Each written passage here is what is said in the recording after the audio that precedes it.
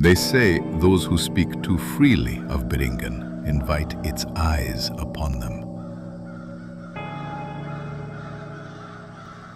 Read this story, but do not call its name aloud 3 times. The Road That Vanishes.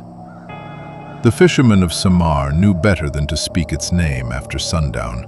Their grandmothers had warned them. Their grandfathers had crossed themselves at its mention. And yet, every generation produced at least one fool, one young, burning-eyed idealist who refused to believe in things he could not see. In the province of Samar, in the eastern Visayas of the Philippines, there exists a highway that drivers have been traveling for decades.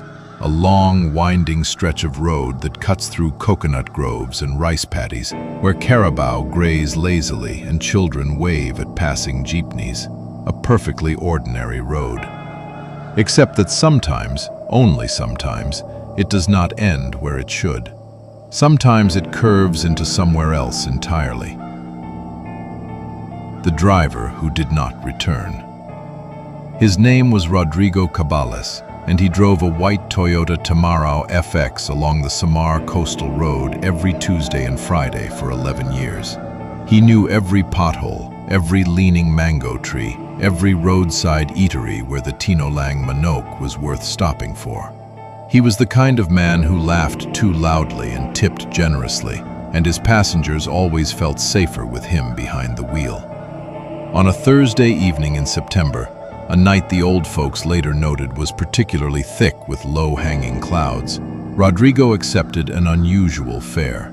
A woman flagged him down on the edge of the highway, somewhere between the town of Calbayog and the barangay of San Joaquin. She wore a white dress of a style no one could quite place. Not old-fashioned, not modern, simply timeless, like a photograph from a decade nobody could name. She was beautiful in the way that made your throat tighten. Not conventionally, not the beauty you'd see on billboards or soap commercials, but deeply, disturbingly beautiful, as if her face had been assembled from the best features of 100 different people and arranged into something that the human eye had no framework to process without a small shudder of wrongness.